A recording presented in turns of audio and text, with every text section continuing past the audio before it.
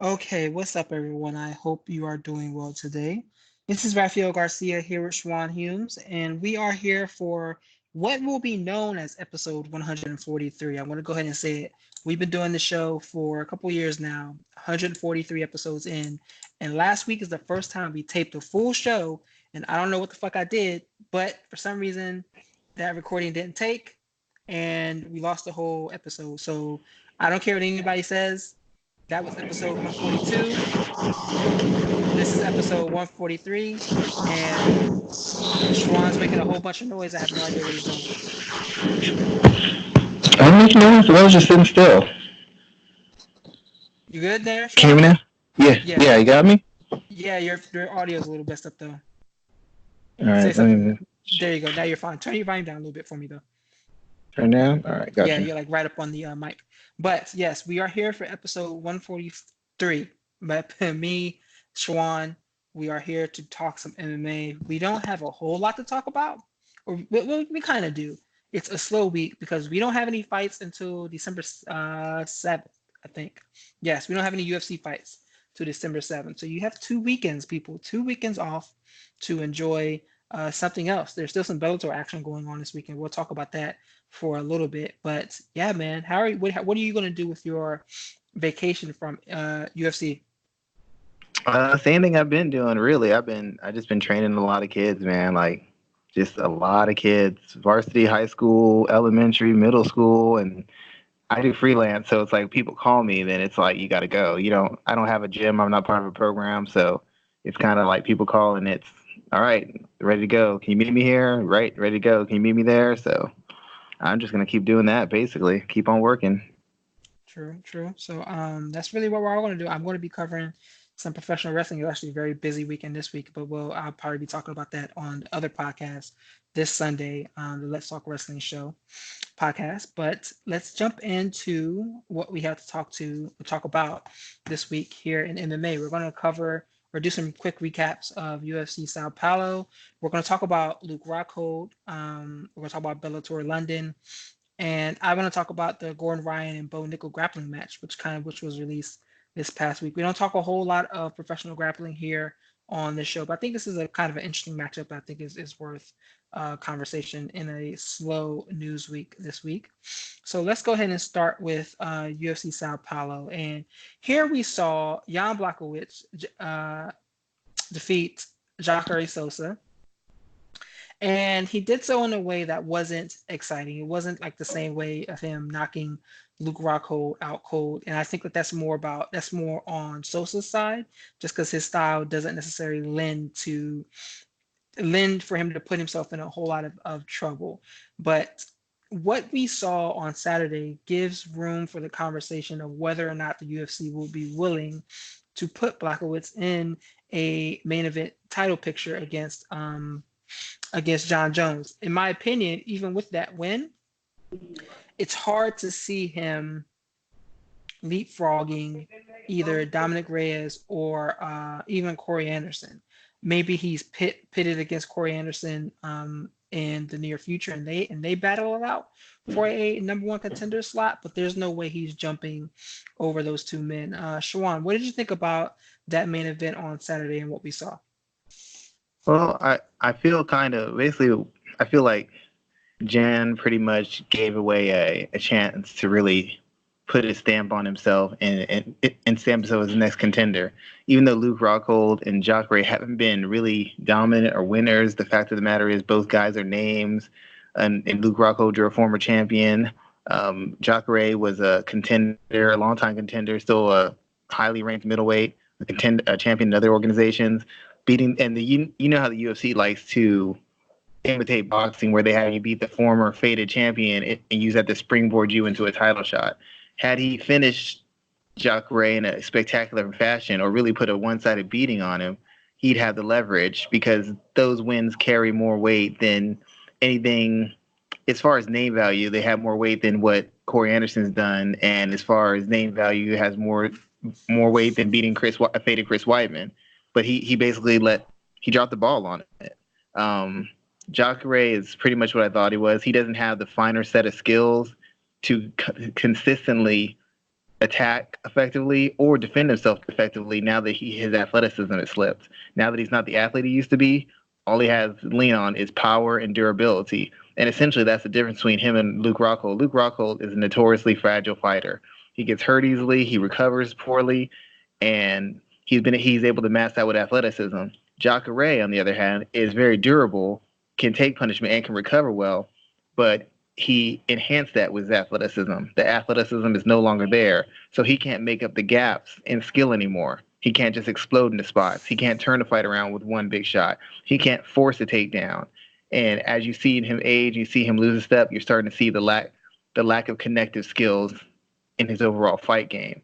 So that's essentially what costs Jacare. He doesn't have the skills necessary to navigate a loss in athleticism. He loses 10% of his athleticism. He's no longer the 30 he used to be. And Jan, he had a chance to put a stamp on it, and basically this kind of exposed him. People were starting to think that he's a power puncher, that he's a finisher, and now you're getting to see that against somebody with seasoning and skill and durability, he's really not too much far off from being a slightly above average light heavyweight. You know, a elite light heavyweight puts a beating on Jacare. An elite heavyweight may finish him. They don't go life and death and barely eke out a win in a slow pace, pretty much ugly fight. And that's what he did. He didn't take advantage of the situation. He got the win, but this win isn't going to help him towards getting a title fight. But pretty much just keep him in a holding pattern where he was before. Now, is that more of a indictment of Jacare, or is that more about Blachowicz here? Was the win more was getting the win more valuable than going out there and putting it all on the line? Because like when he fought Rockhold, Luke was aggressive, getting out there trying to get into exchanges with him and got himself clipped and put out the pasture. Jacare isn't that type of fighter. So is this more about what Sosa was not willing to do, or is it still on Blachowicz? Well, it, it, Blachowicz, that's how it, you say his name. but hope it's kind of on both of them. Jacare is not a wide open fighter. He's not a dynamic finishing, punishing fighter. He fights with some controlled aggression, so as not expose himself to a certain amount of punishment or counters, and that does make the fight different.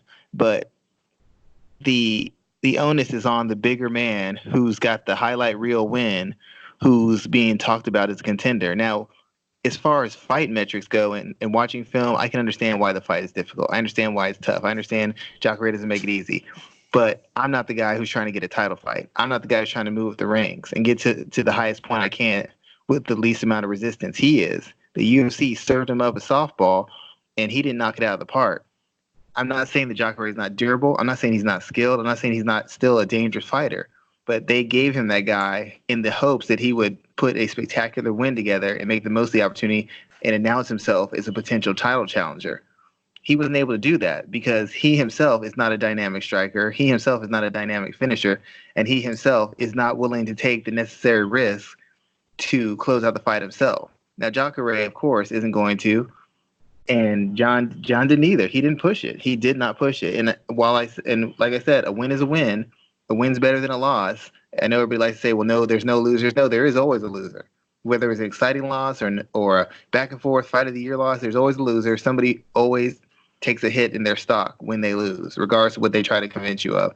But the fact of the matter is, this isn't the kind of win that's going to get Dana White's attention. This isn't the kind of win that's going to get the fans' attention. This isn't the kind of win that's going to get John Jones' attention. What did John Jones say? He was bored. He didn't feel anybody could challenge him. Do you think a fight like this is going to make him feel like he's got a real threat to his title? I don't think so. And like I said, it's partly because Jacare is just so durable and he's experienced. He knows how to navigate rough spots. But when you're a young guy trying to come up and establish yourself as a championship material, you have to find ways through those spots. Whether it's technical or just pushing a pace. Jacare can't fight at pace anymore. He never really could, but he definitely can now. Why didn't he take chances? As a bigger, stronger man, why didn't he take chances and really try to press Jacare? You could tell me it's going to give Jacare the best chance of winning, but in eking out a decision, what did that do for him? It didn't do much, and in many ways, it makes me wonder what's next for Blachowicz. That's how we're going to say his name. I want us to begin in 2020. We're going to begin pronouncing everyone's name right. Blachowicz, Jan Blachowicz is how you say his name. So, what would you do next with him? I mean, like I said, you can't put him in a title picture? Do you put him up against a Corey Anderson next? Do you put him up against a Johnny Walker, maybe a Tyson Pedro or something like that? What do you do next with him?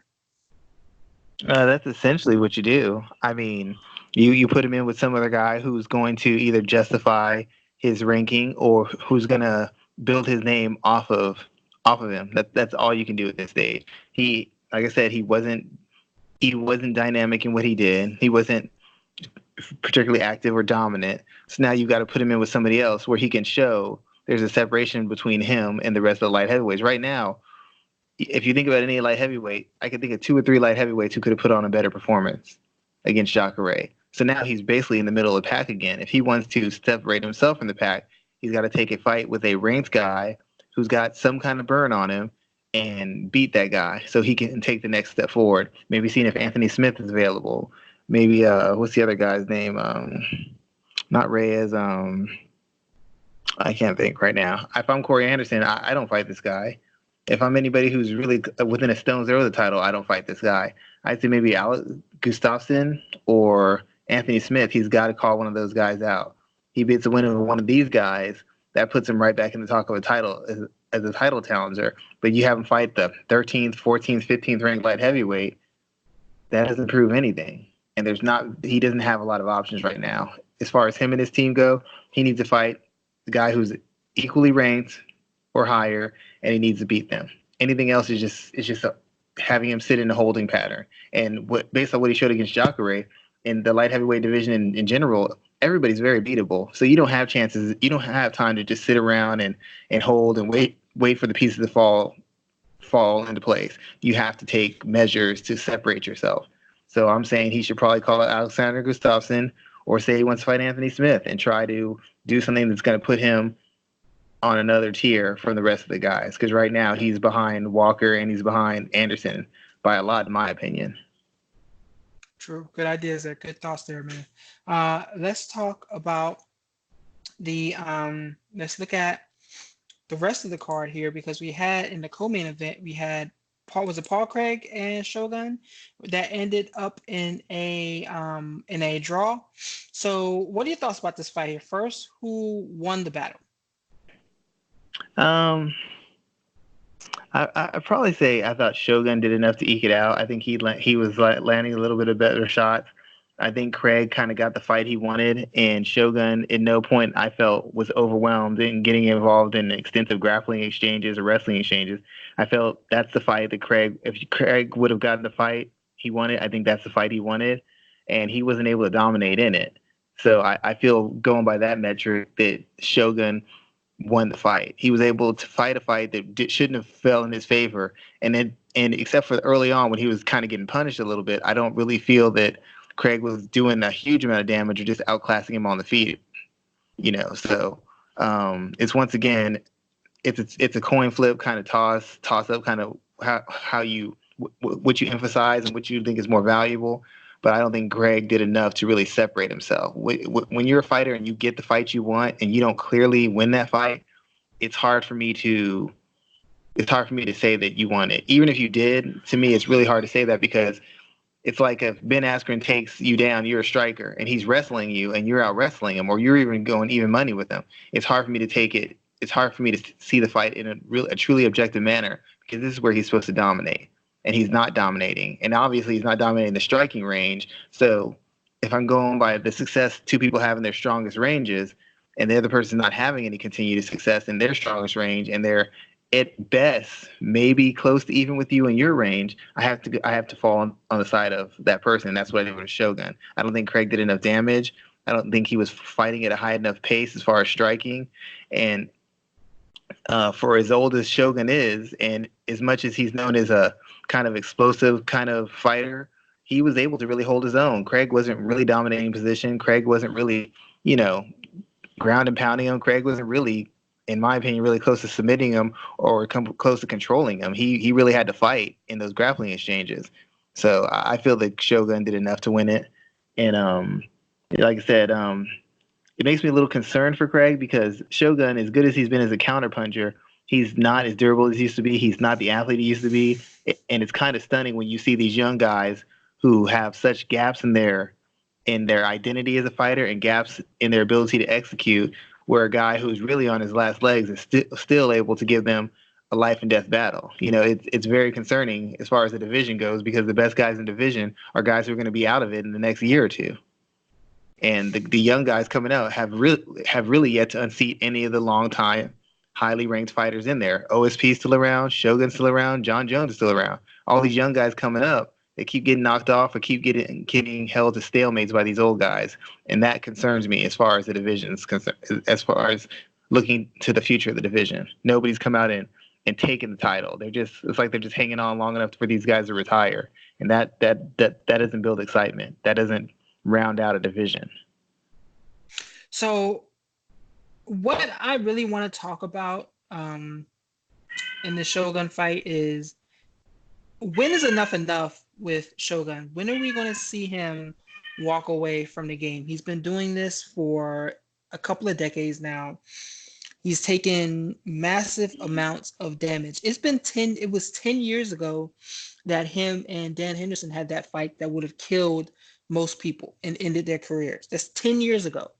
And what has he been doing since then? Let me pull up his record really quickly, because I'm sitting here thinking about it. And it's amazing to me that this guy is still out there doing what he's doing. Let me see. Mauricio Shogun, who he is 37 years old, turning 38 he turns 38 on Monday. So he's coming up on a birthday. This man has 37 professional fights, all right? Since in the UFC alone, he joined the UFC in 2007, so 12 years ago. He's lost 9 fights.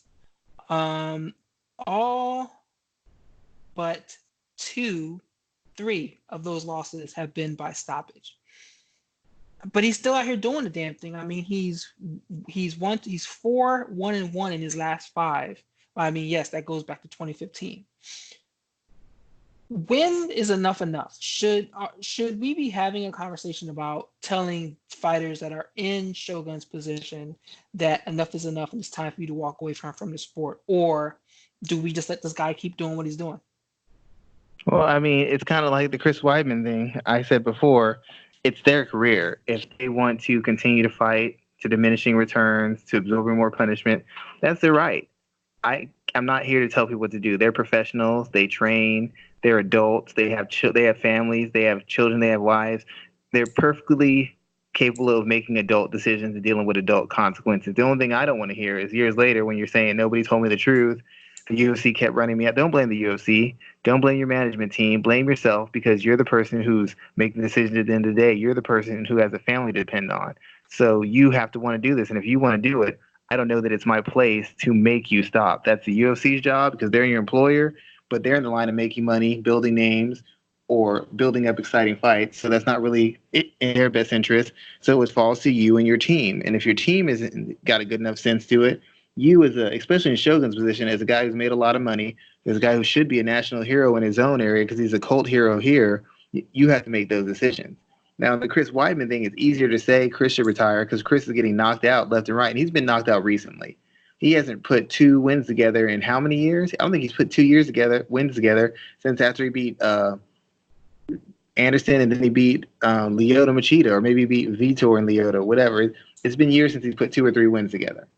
In the case of Shogun, and no, Chris Weidman. That's why you can make the argument that he retires. But Shogun, like you said, he's in the past 2 years, he's 4-1-1. Even in the fights even in the fight he lost, while it wasn't the best performance of his career, he doesn't look like he doesn't belong in the cage. He doesn't look like he can't compete. He doesn't look like he has such a gap in skill, or a gap in reflexes, or a gap in durability that he can't hang with the guys who are considered top 15 to top maybe 4 guys in his division. So it's really hard to tell somebody who's not getting blown out, who's being competitive with these younger, dynamic, explosive guys, that he needs to retire. Against a guy like Weidman, yeah, you could say that. When Gray Maynard was getting knocked out left and right, you could say that because it was clear their division and the sport had passed them by or lapped them. Shogun, and it's partly because the division he's in. Same thing is what heavyweight. The division is got so many old guys who aren't nearly as dynamic as they used to be, so they're not as punishing. They don't fight at a pace that can exploit Shogun tolls. And then on the other side, you got these explosive, high activity young guys, but they don't have any sort of sense of seasoning, discipline, or experience necessary to navigate the holes in their game or navigate the ebbs and flow of a fight. Basically, he's winning these fights off of veteran experience, smart fighting, and picking his spots to be offensive. He's just outsmarting these guys. He's out strategizing them. He's not out athleting them. He's not out toughing them. He's just outsmarting them and fighting a smarter, more disciplined, more deliberate fight than they are. And he's exposing these young guys who don't have the experience necessary to navigate those spots. And against the older guys, they're on his level athletically. So even if it gets into an all-out brawl, he can hold his own. So in the division he's in, he has no reason to retire unless he just wants to, because he can be competitive in this division for the next, at least 2 to 3 years. The question is, does he want to put himself through the punishment and exhaustion of training? Now, as far as I'm concerned, when it comes to retirement, as long as you're willing to pay the price in training, I don't have a problem with you fighting, because that means you're taking all the necessary steps to protect yourself. When you don't want to dedicate yourself to the training, whether it's losing weight, learning new skills, or focusing or refining the skills you have so that you can defend yourself competently, when you're afraid to do that or you can't do that, that's when we need to start talking about retiring, because you're no longer functionally able to defend yourself. And in that case, that's when it starts getting bad. So do you run this fight back? Do you think that they're going to run this fight back in some way, shape, or form? I mean, I guess they could. They could. I mean, I think they probably will. I mean, for Craig, beating Shogun, who still has cachet, beating Shogun would be very valuable to him. Secondly, what other big fight is there out for Craig? I mean, seriously, what other options does he have? Shogun doesn't need this fight, but Craig, a win over Shogun, still carries some weight, especially given Shogun's recent form. So if I'm Craig, I take this fight. I lobby for this fight because now it has a storyline behind it, has some controversy behind it, which means people might get a higher rating, it might get a higher spot on the card. But from that purpose, yeah. For Shogun, it's like do whatever you want. He's a Hall of Famer. He's an all-time great. He can take whatever spots he wants to take. He can make whatever decision he wants to take. He doesn't need this fight either way. In fact, losing this fight and the way he lost it getting a draw didn't hurt him at all. In fact, this fight to a lot of people made him look even better because he worked through some rough spots. And as I said, he got in a fight that if you would have told 90% of MMA fans this is the fight we'd have got, you would have said that he was got a definite loss. And most people are still thinking the Shogun pulled this fight out. So if anything, it just helps add to his legend as now a faded fighter who's not only just beating young, tough guys, he's beating them in the areas in the fight or the areas they want the fight to take place in, which is even more impressive because you got a lot of young guys who can't do that right now. True. Let's talk about the person that I wanted to focus on the most here. That's Charles Oliveira. He picked up another win, this time over Jared Gordon on Saturday, knocking his opponent out. This is his sixth straight victory. All six have come via stoppage, and he's continuing to actually grow and change up those stoppages. But as you and I have talked about in the past, and as I wrote about this week in a piece about Do Bronx, there's still almost no way you can see him as a title contender right now, or even someone in that conversation. And the reason being is because he consistently loses to the upper echelon of whatever weight class he's in. If you look at his record, he has 8 professional losses. Okay, those 8 losses have come to those 8 losses. Everyone in those 8, the 8 times he's lost, except for Jim Miller, everyone on the list has contended or fought for or held a UFC or WEC title. Donald Cerrone fought for the title in WEC. Cub Swanson fought for the title in WEC. Both of those guys knocked Oliveira out in the first round. Frankie Edgar, former champion. Max Holloway, current champion. Anthony Pettis, current champ or former champion, excuse me. Ricardo Lamas, he fought for the featherweight title. And Paul Felder, he's the only other guy who has not fought for a title other than Jim Miller. And Oliveira was winning that fight until he messed around and got himself finished in the second round. So this guy's in a very interesting position because he holds the record for, let me see, he holds the record for most submissions in UFC history with 13. Okay, he has the second most finishes in UFC history with 15. Think about that. That's a trivia question for the ages right there, because no one would guess Do Bronx has that record or has that position. He couldn't necessarily finish his career with that actual record. You never really know. What is the overall value of Charles Oliveira when we look back at his career? What do you think that will be? Would you think he'll be a fringe contender? You think he's considered a gatekeeper, or does he somehow find a way to get to that title? In boxing terms, he'd be what you call a TV fighter, an action fighter, a guy who can give almost anybody a good fight, a guy who, if everything goes right, could probably be dangerous to anybody, but a guy who's clear limitations as far as his ability to compete with the elite. Because Charles, he's a dynamic guy. He's very explosive. I don't think he's the most durable guy, but he's an aggressive guy. He's a finisher. He's a guy who's not just a finisher by accident. He's a guy who looks for finishes, and he's a guy who makes for exciting fights. But the thing I keep telling people is, I don't think he's particularly durable, and he's never been. And when you see him against the most elite guys, it's not just him losing; it's him. It's him getting stopped and getting stopped pretty decisively. There's not any question like, oh, the ref stopped this too early. That submission wasn't locked in. No, when he gets finished, and he gets finished decisively, and that shows it. And that's throughout his career. That's early in his career. That's through the middle of his career. That's to the point we are now. Every time he stepped up, he has been soundly defeated by the superior guy. The elite guy. The only question is, how much of a fight does he put up before he gets finished by an elite guy? So I don't really think you can ever consider him a viable challenger for a title, because I don't think he'll ever get through the elite people in any division. I still don't see, what is he fighting at 55 now? I don't see him getting past Dustin Poirier. He's already lost to Paul Felder. He can't be. I don't think he'd beat Paul Felder. Maybe he can beat Donald Cerrone right now, but Donald Cerrone isn't really an elite guy anymore. He could beat. Could he beat Justin Gaethje? I don't think so. I mean, I was actually I sitting here don't. talking about this, and I wrote about this week. I looked at the rankings, man. I can't see, looking at the top 10 right now. So Charles Oliveira is sitting at 13.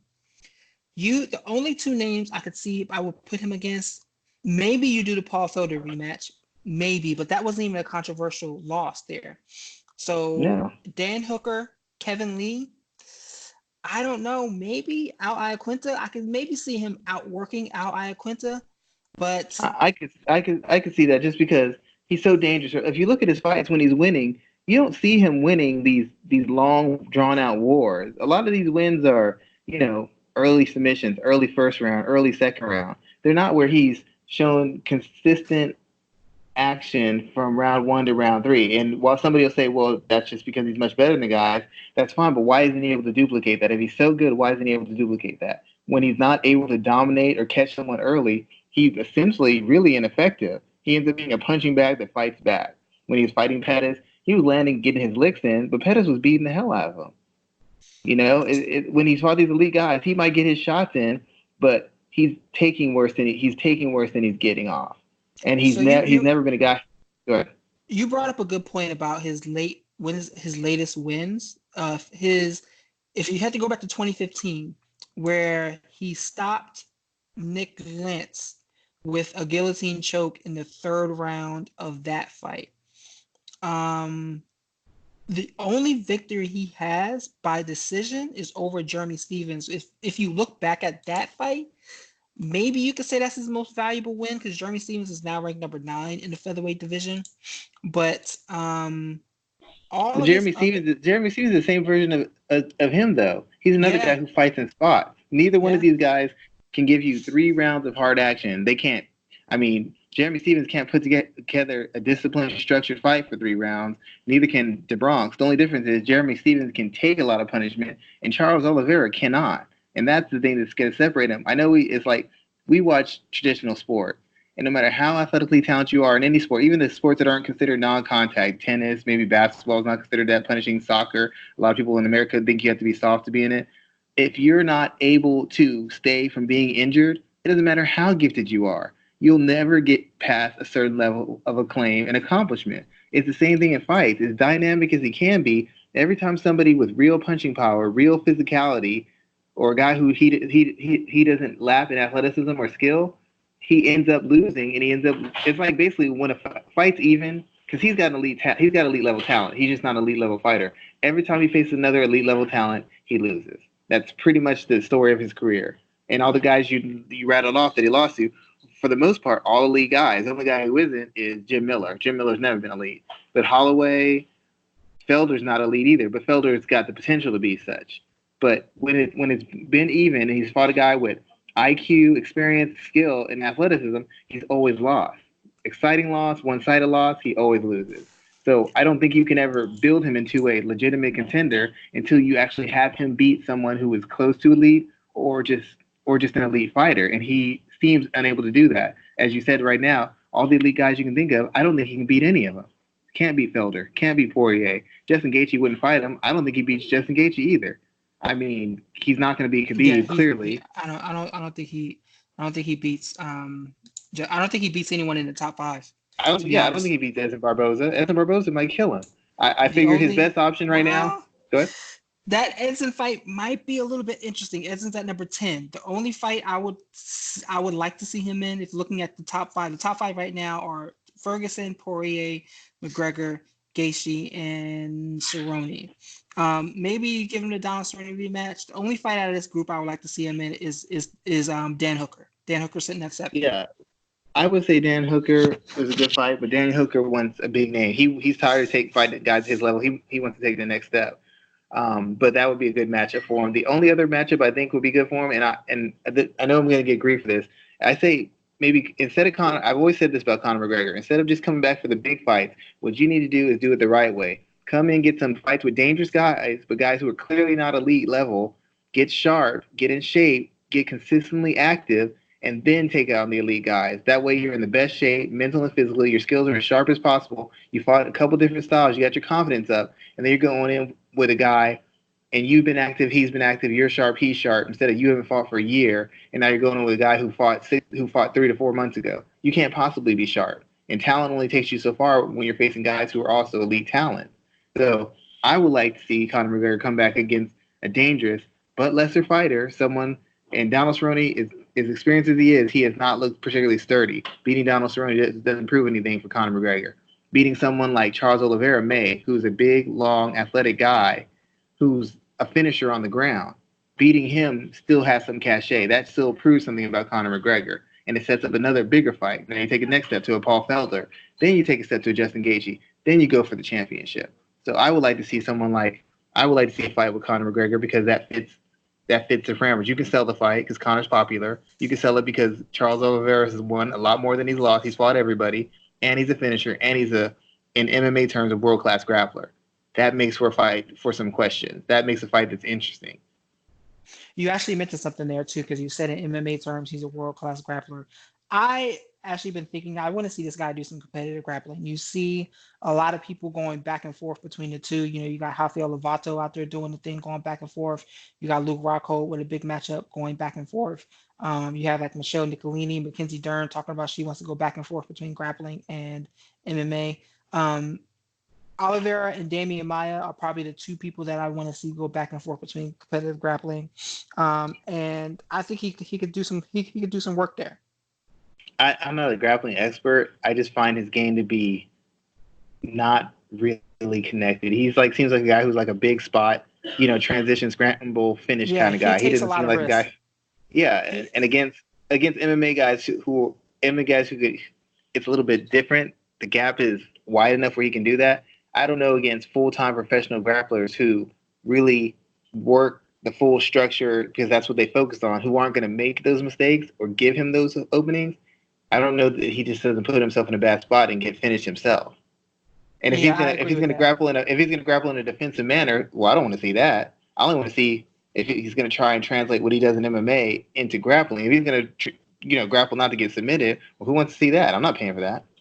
I can agree with that because his MMA grappling is very very risk heavy, and against someone that is a competitive grappler like a Gary Tunin or a or a JT Torres or Renato Canto or someone like that, Canuto, he would have to be much more reserved in his game. So I agree with you there.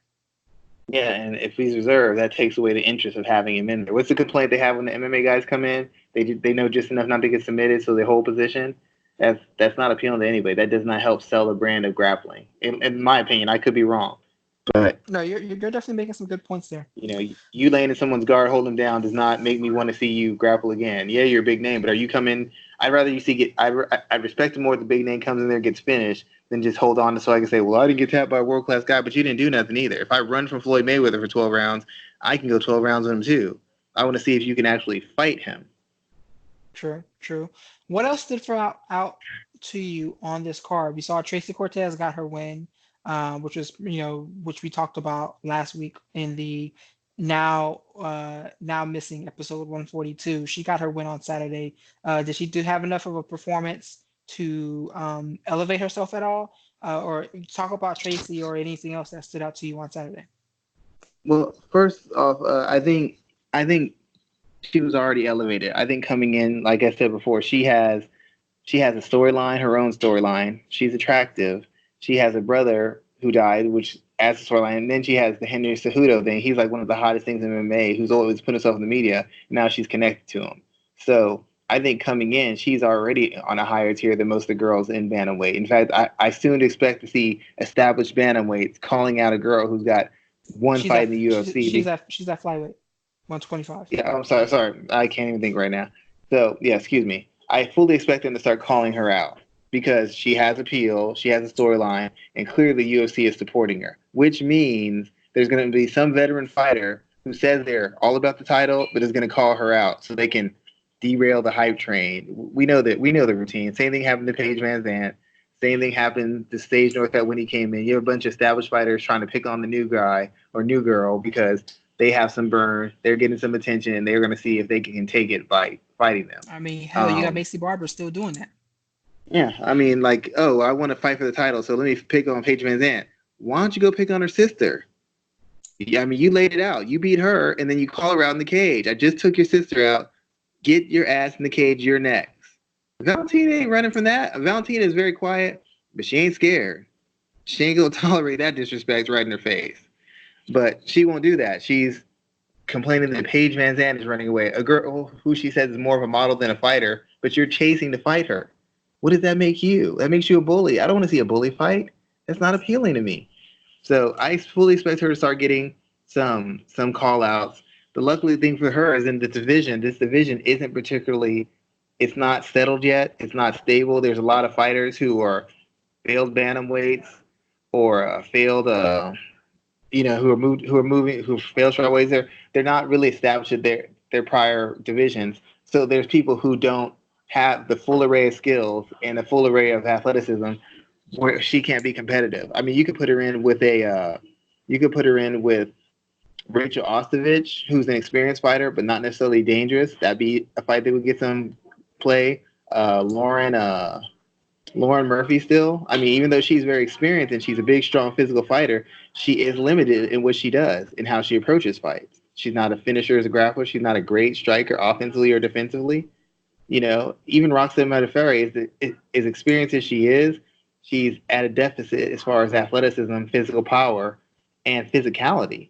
There's lesser skilled fighters who've been able to get work done against her because of her physical limitations. So there's avenues for her to put one, two, three, four fight wins together. It's just a matter of whether her and her team move at the appropriate space and take the fight at the appropriate time to let her get her legs and get her experience level. But she has all the makings of a potential star. The question is, do they force them? Do the UFC force her into bad fights? I mean, yeah, that's really the question there. I just think that um, there needs to be there needs to be a concerted step in what they do with Tracy in the future. Let me ask you a question. I mean, as a person who's you work corners, you're into grappling and wrestling. Where do you feel her grappling, her wrestling puts her at in division as far as girls who are like ranked or stuff? So we're talking about women's flyweight here, and let's look at the group. So we have Paige Van Zant. I mean, I think Tracy could beat her. Well, that's a tough one there. I think she could beat Antonia Shevchenko. Um, that might be it. Because looking at the rest of the group, there's enough of maybe Andrea Lee. I would maybe look at that fight there too as well. I think that What about Molly McCann? Molly McCann's not ranked. Oh So yeah, and I think but that what's important about Tracy is that she needs to work on her striking as well too. I was looking yeah, back at clear. her She's first getting fight. about toughness and physicality. Yeah, and she's getting by on the fact that she can kind of not bully people, but her striking is enough to get her in close to begin Do working you ever her get the takedowns. impression she's willing to get hit, and that's where a Yeah, lot of the girls seem a little jumpy, and so that's the difference. Like they're trying to land and get away, and they're not good enough to do that, and she's like, I know I'm not good enough, so I'm just gonna swing. I'm just gonna swing, and most of these girls don't hit hard enough to do damage, you know. So it's like she can make mistakes and not really pay for them. it's interesting that you brought that up because I looked back at her fight on the Contender Series, and that's the exact way to describe it. She was taking shots to the face left and right, and she even commented on that in the post-fight interview. Like she was taking shot after shot after shot after shot, and people were just like, okay, yeah. She was just like, well, I'm Mexican, so I can do that. I'm like, that might not be the best way to look at it. So To be fair though, yeah. if she plays that angle, that will make her very popular. Because I mean, if you pay attention to boxing, that machismo, that toughness, that goes very far. Guys who are huge, Oscar and even Canelo to a certain degree, they'd be so much huger if they were just willing to go to war a little bit more and play into that historical context of fighters who are willing to take two to give one, who are willing to walk through fire. I mean, that's going to help her sell. That's going to get her more fans from the boxing world into mixed martial arts because they know she's not a slick fighter, a fancy fighter. She's coming to fight, and she's Hmm. willing to put herself at risk to fight. True, true. So I think it'll be interesting to see where she's headed. I think they have to be really cautious with the matchmaking with for her because they can't make the same mistake that they made against say a with the Mackenzie Dern, for example, because she was in all three of her UFC fights, she's kind of been exposed. But even though this one is the one that she just lost, because we knew she was going to struggle with her takedowns in that area, but it was super clear in her last fight. So I think that they You need to know, be careful with Tracy and who they book her with in the future. they're kind of mirrors of each other. I think Tracy is into MMA more than Mackenzie is, but that could backfire too because she wants to fight the best, and you have to. I wouldn't even give her a ranked fighter yet. I give her like a Molly McCann, somebody lowly on the edge of rankings, who are just barely ranked, or people who aren't ranked at all.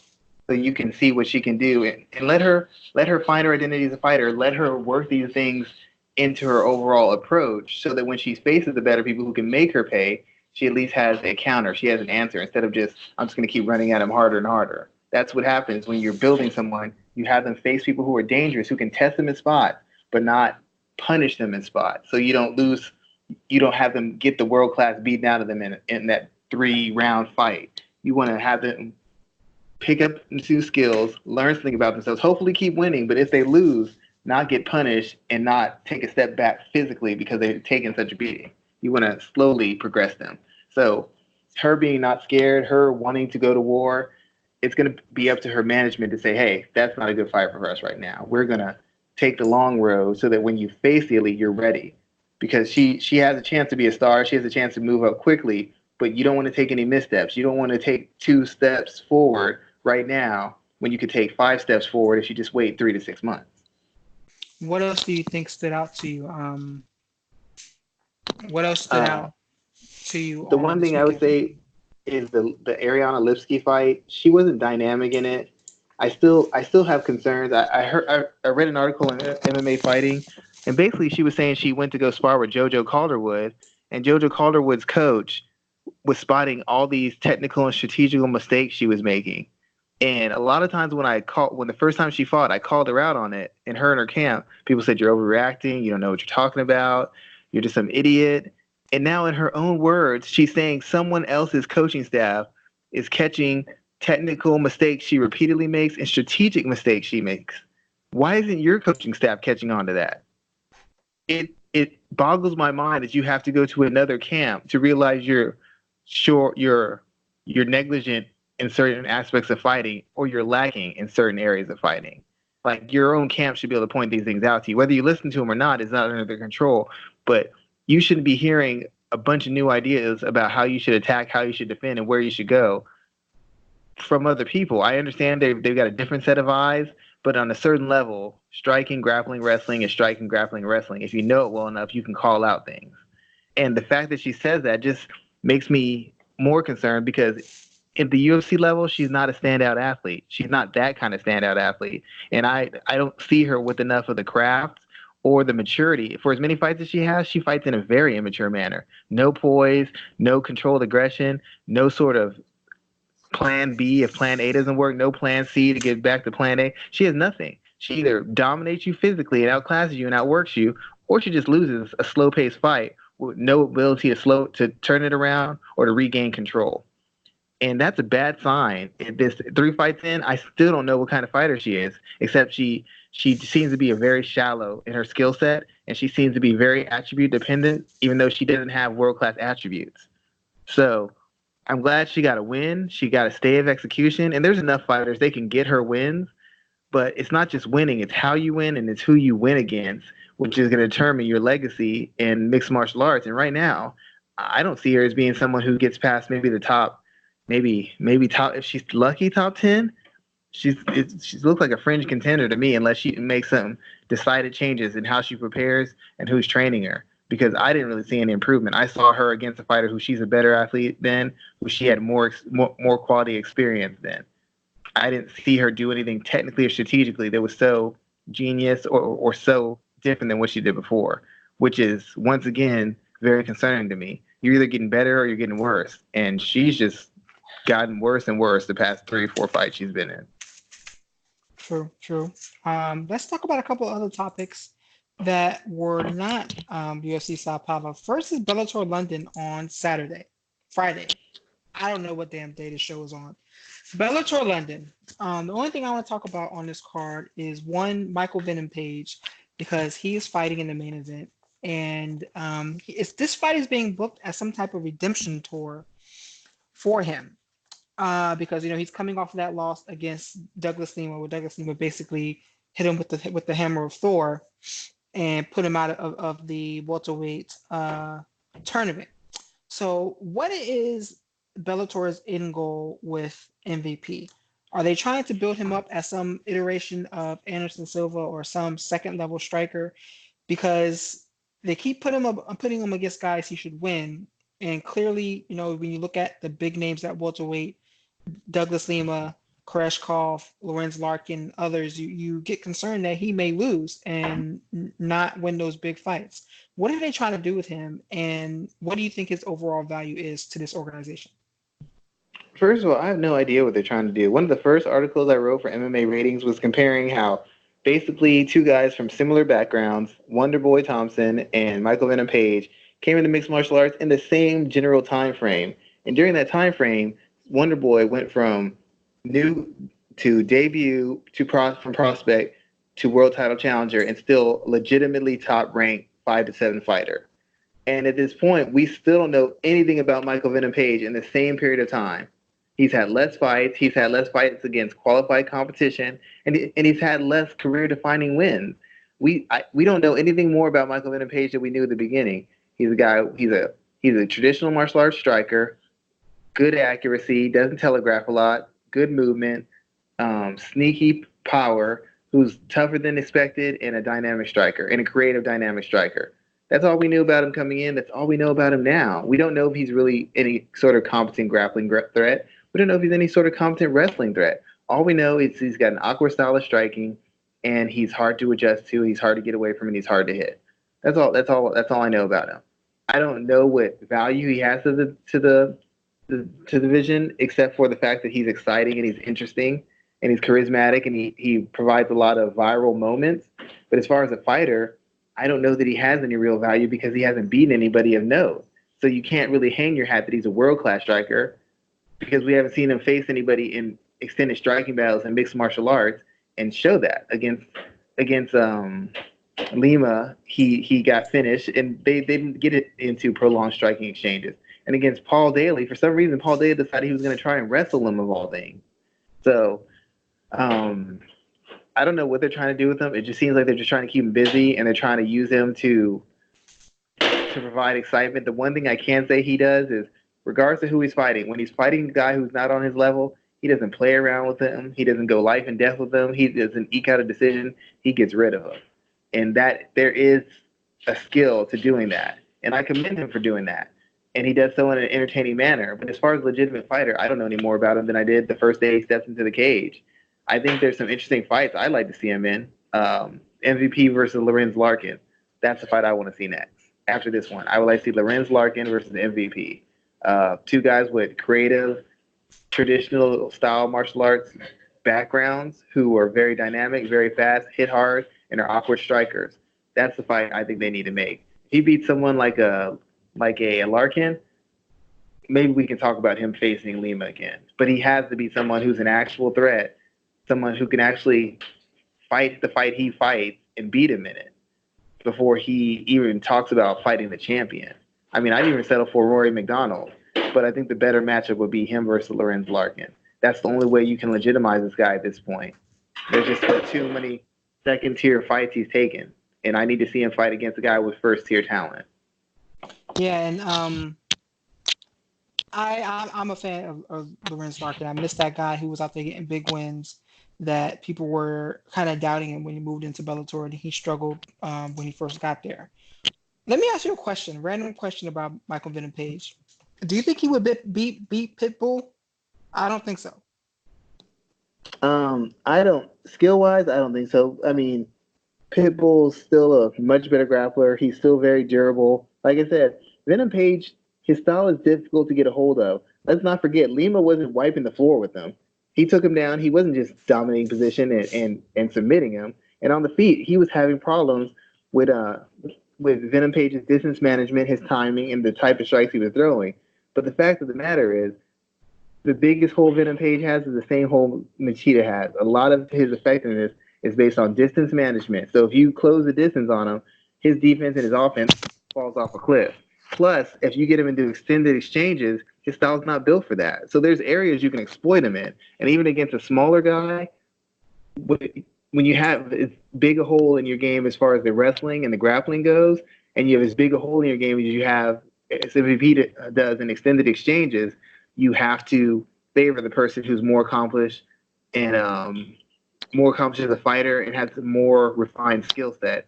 And I still think the other Pitbull would have more of a refined skill set and be more accomplished. I mean, I think Benson Henderson might give him some trouble too, as well. I mean, just based on the skill sets and the level of experience. Like I said, Michael Venom Page is an elite talent, but we have no idea if he's an elite fighter. We know he can make a fight difficult for an elite fighter, but we don't know that he can really beat an elite fighter. And until you beat one, you can't even be considered an elite fighter. And for some reason, he has somehow managed to never fight an elite fighter in his 4, 5, 6 years in Bellator. And Bellator doesn't have that many elite fighters, but how he's managed to avoid all of them is stunning to me. Okay. All right. Good thoughts there, sir. I want to talk about a couple of other topics before we close out. We're going to skip the Gordon Ryan conversation. We can leave that for another day. We got a couple weeks before that match even takes place. The question from listeners that came in today was a reference to middleweight fighters moving up. Why are so many middleweights struggling to move up to light heavyweight? We've seen other fighters move up and find success. You got Daniel Cormier, Dustin Poirier, Rafael dos Anjos, who actually just got announced for an interesting fight against Michael Chiesa, which is coming up. But what is it about middleweights that are moving up to the 205 and struggling so badly? Well, the thing about it is you've had a couple who had success, and that's why a lot of these other guys started doing it. You had Anthony Smith, he moved up, and then you had Santos move up. And they saw, and I think a lot of guys saw the success those guys had and said, you know what? I'm going to move up too, and I'll be able to have similar success. The difference is this. The reason Weidman had issues is because he's already had the world class beaten out of him. That fight against Rockhold changed him. That fight, that when they sent him out for that third round or second round, and he took another extended beating, that essentially ended world class Chris Weidman. And in the regards to Luke Rockhold, he's a world class athlete. He's probably one of the best athletes in the sport. But the fact of the matter is, he's not a particularly durable guy either. And he started getting in fights with guys who were punishing him. So when you have two guys moving up in weight class, what you're saying is my skills and my overall athleticism is enough to make up for the difference in size, durability, strength, and power. My skills, my athleticism is enough to make up the difference. Luke Rockhold didn't have the necessary striking skills to navigate fighting guys who are bigger, who can take his shots better, and who are longer. He's used to having a certain distance be a safety zone. Against these big, long light heavyweights, that safety zone doesn't exist, and he's not a good defensive striker. So when he starts getting touched, he knows he can't take it. He tries to grapple. And as a person who's grappled myself, not to the level you have, and as a person who's got your level of experience would know, grappling against an educated grappler who's probably got 30 pounds on you, even if it's 10 to 15, but a guy who's got comparable skills and is a lot stronger than you, it's a very tough proposition, especially when you're throwing in punches and kicks with it. That's what got Luke Rockhold against Chris Weidman. Weidman, he just doesn't have anything left. He can't take any punishment now. He's probably a smarter fighter. He's probably a more skilled fighter than he's ever been, but his body can't take and can't recover from punishment. And a lot of his advantages at middleweight were based off his length, his physical size, and his physicality that came from the size and length advantages. At light heavyweight, those advantages don't exist. Everybody's his height. Everybody's got his length.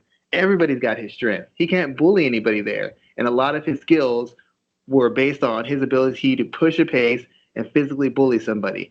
Once he can't physically bully someone, he isn't able to get the takedowns. He's not able to control where the fight goes. And once he can't push a pace, because when you push a pace, you expose yourself defensively. So if you can't take a shot, you can't really push a pace anymore. You can't.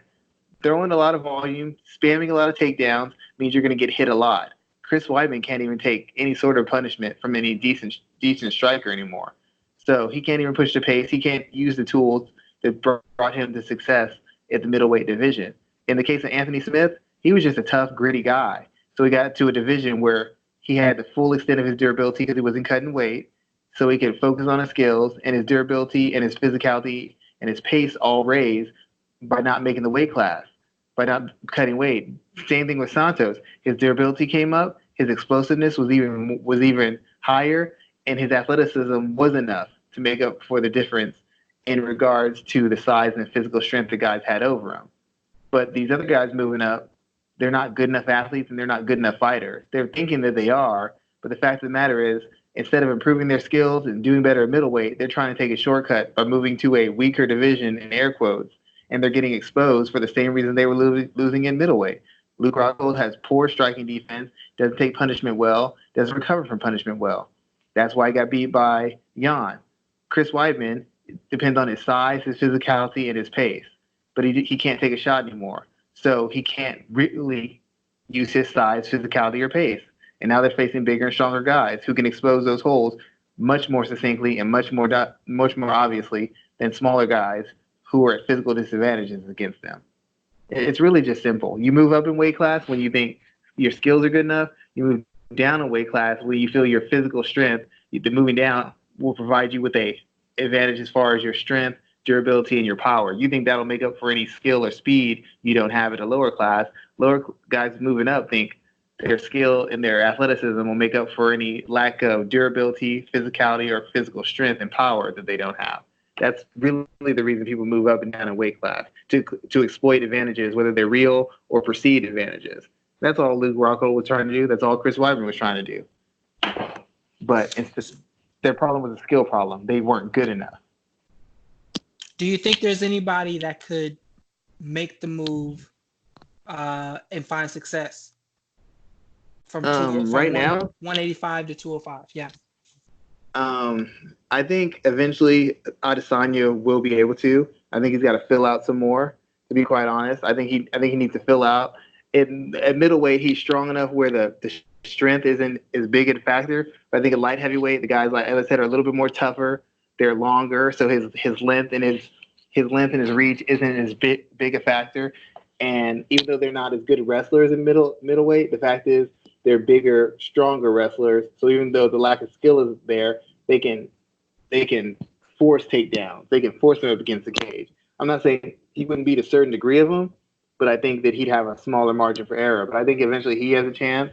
Robert Whitaker, of course. I think Yoel Romero probably has the biggest and easiest transition because he's shown to be durable against the hardest hitters at middleweight by far. I haven't really seen him, really stopped, and his athleticism is really second. And his athleticism is better than almost all the middleweights.